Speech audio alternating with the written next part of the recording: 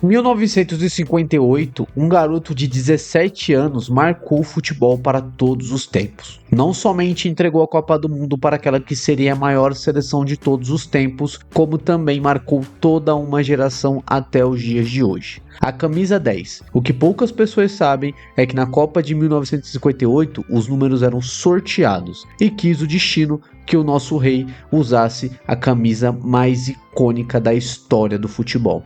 No livro A Magia do Camisa 10, de André Ribeiro e Vladir Lemos, dois ótimos jornalistas brasileiros, são citados vários jogadores que utilizaram a camisa 10 por vários e vários anos. Nós temos como exemplos Cruyff, Rivelino, Zico, Bob Charlton, Gullit, Francescoli, Platini, Maradona, Figo, Baggio, Rivaldo, e assim foi seguindo até os dias de hoje, como por exemplo Ronaldinho, Messi. E por aí em diante a gente tem uma grande queda do número de camisas 10 considerados camisas 10 clássicos. Aqueles jogadores que são conhecidos por manter a posse de bola, por fazer a equipe circular com qualidade, por serem jogadores que têm a capacidade de pisar e controlar o jogo de acordo como querem. Bom, mas afinal, o que seria o camisa 10 hoje em dia?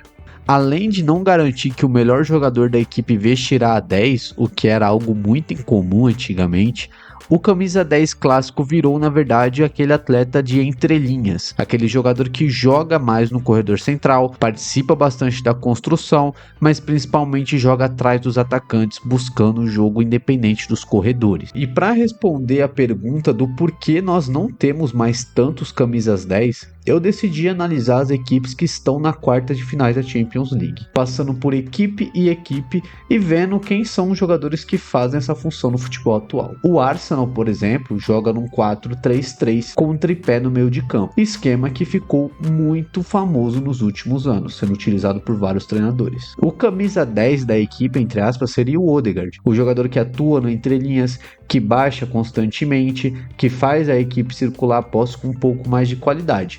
Porém, é um jogador que joga num tripé, prioritariamente pelo lado direito, um pouco diferente daquilo que estávamos acostumados antigamente. Já o Real Madrid, como já trouxemos em um conteúdo um pouco mais antigo, vem atuando num 4-4-2. Na equipe, quem faz essa função é o Bellingham, que vem por dentro e atua mais no corredor central. Porém, se analisarmos bem, ele aparenta um perfil físico e com qualidades que não eram tão comuns em camisas 10 mais antigos. Ele é um jogador de muita capacidade física, que pisa muito na grande área, que consegue jogar sem bola, que consegue pressionar o adversário, bem diferente daquilo que estávamos acostumados. Quando olhamos para a equipe do Paris Saint-Germain, basicamente não tem um atleta que realiza essa função. O mais próximo disso seria o Dembélé atuando de falso 9, visto que no meio de campo nós temos um tripé com os jogadores Vitinha, Fabien Ruiz e João Neves, nenhum deles muito próximo da função que seria um 10 nos dias atuais. No Aston Villa temos uma grande variação de jogadores que atuam nessa posição. No jogo de volta contra o Clube Brugge jogou, por exemplo, o McGinn, porém nós sabemos que ele atua também como ponta, principalmente na sua seleção, e por vezes nem é titular nessa equipe do Aston Villa. Sobrando para Marco Asensio, que aí teria mais características de 10, mas também já vimos constantemente jogando pela ponta, e também o seu companheiro Morgan Rogers. Porém, esse atleta também joga de ponta, inclusive ponta de pé aberto, com bastante movimento de atacar a profundidade, e por vezes também nem é preterido na equipe titular. Quando analisamos o Barcelona, nós vemos um esquema mais num 4-2-3-1.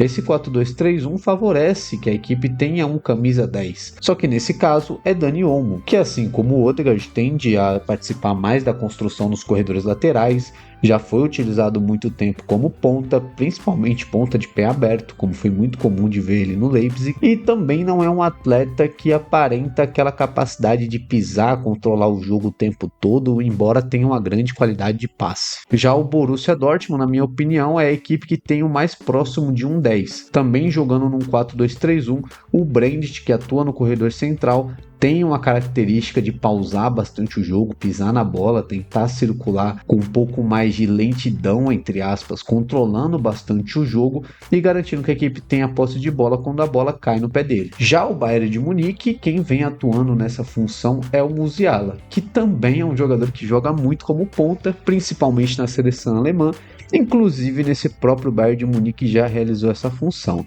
É um atleta que tem grande capacidade técnica, porém é aquela coisa, não é um jogador tanto de pisar na bola, circulação, é mais um jogador de 1 para 1, mais agressivo, pisa muito na área e não leva tanto essa característica do 10 clássico de pifador, sendo mais um jogador de agilidade, velocidade e agressividade. Por último, temos a Inter de Milão. A Inter de Milão joga num 5-3-2, então não é um esquema que favorece um 10. O que mais teria próximo disso seria aquele jogador que atua um pouco mais avançado atrás de Thuram e Lautaro Martinez, que seria hoje o Mkhitaryan, que faz essa função saindo da esquerda com um pouco mais de liberdade. Porém, está muito longe de ser um camisa 10, teve o seu auge no Borussia como um ponta de pé aberto, no United também chegou como um ponta, então é difícil cravar que ele seria o próximo de um 10 clássico. Porém, quando olhamos a Inter de Milão, nos deparamos com algo que pode explicar o que aconteceu com o camisa 10. Quando olhamos para o primeiro volante da equipe, temos Hakan Çalhanoğlu. Para quem lembra muito bem, no Bayer Leverkusen, Hakan era o camisa 10. Inclusive chega no Milan com esse título, sendo um jogador para atuar no corredor central, atrás do 9, no máximo do máximo ponta esquerda que vem por dentro. Porém, na equipe da Inter de Milão, ele virou primeiro volante. E se olharmos para um passado não tão distante, teremos Brozovic, que era um camisa 10, jogava num 4-2-3-1 mais avançado. Porém, com a chegada do Conte, assumiu como primeiro volante e foi um dos melhores da posição no mundo, até ir para a Arábia Saudita. Pois bem, com isso podemos analisar algumas outras equipes que carregam essa característica. No Real Madrid, por exemplo, será que antigamente Luka Modric seria tratado como um volante, sendo ele um jogador tão técnico, com tanta capacidade com bola, tanta capacidade de controlar e conduzir o jogo? Será que o Rodrigo, um jogador também tão técnico, jogaria como ponta pela direita, jogando de pé aberto, fazendo o movimento de atacar as costas da linha?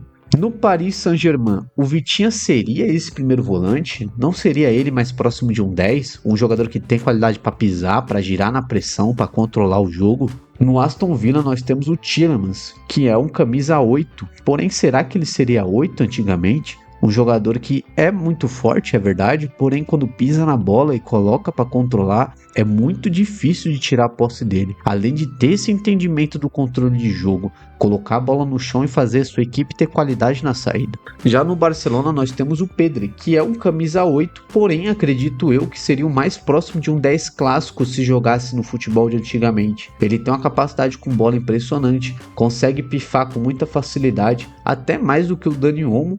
Inclusive é um jogador que quando joga de costas tem facilidade para sair da pressão e controlar o jogo com muita facilidade. Já no Bayern de Munique você pode pensar que não existe esse jogador, só que o Michael Olise, que joga como ponta pela direita, um canhoto com a capacidade com bola incrível, que consegue pisar, girar para os dois lados, consegue fazer a equipe jogar com muita qualidade. Será que ele seria um ponta direita antigamente? Pois bem, o camisa 10 definitivamente mudou. Além da própria função que vem sendo realizada por jogadores de mais capacidade física, mais capacidade de agressividade dentro da área, nós vemos outros jogadores que seriam 10 antigamente fazendo funções um pouco mais recuadas, como o Hakan e o Pedri, que eu citei há pouco tempo. O próprio Luka Modric muito provavelmente seria um 10 se jogasse em meados de 1990. São jogadores mais franzinos, porém com muita capacidade com bola e que controlam o jogo numa grande facilidade. Com isso, podemos ver que o 10 de fato mudou. Porém, essa não é uma discussão que existe em todo mundo. Você sabia disso? A Inglaterra, pouquíssimo se fala do 10 que não existe mais, ou na própria Alemanha. Isso não é um tema constantemente levantado. A própria Espanha foi campeã do mundo sem um camisa 10, jogando com Iniesta e Xavi, que foram consagrados como 2 volantes. Além disso, outros jogadores como Xabi Alonso, Busquets, sempre foram tratados como volantes, como médios. Mas por que essa discussão então é tão forte aqui no Brasil? Essa resposta é muito simples. Ninguém teve camisas 10 com tanta quantidade e qualidade como a gente. Quer alguns exemplos? O Rei Pelé, Rivelino, Zico.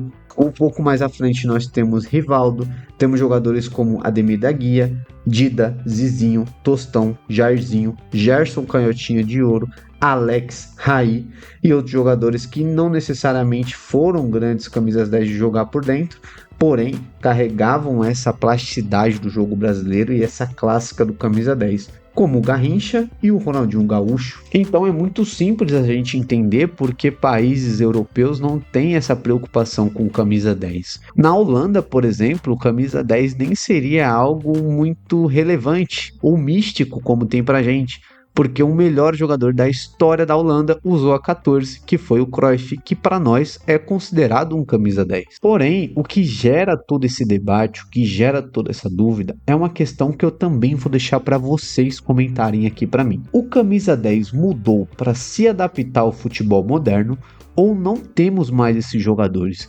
Será que estamos passando por um processo natural de mudança e temos que aceitar como está ocorrendo?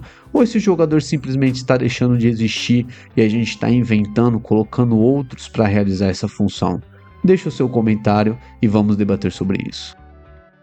Se você quer dominar a análise tática e ter uma visão mais profunda sobre o futebol, ou explorando o jogo da LabFoot é o seu lugar. Um curso online e completo que vai te ensinar a analisar jogos, jogadores e times com a visão profissional e profunda. E o melhor, inscritos no canal Centro do Jogo tem 20% de desconto. Então já entra no primeiro link na descrição, faça sua matrícula, porque essa promoção é por tempo limitadíssimo.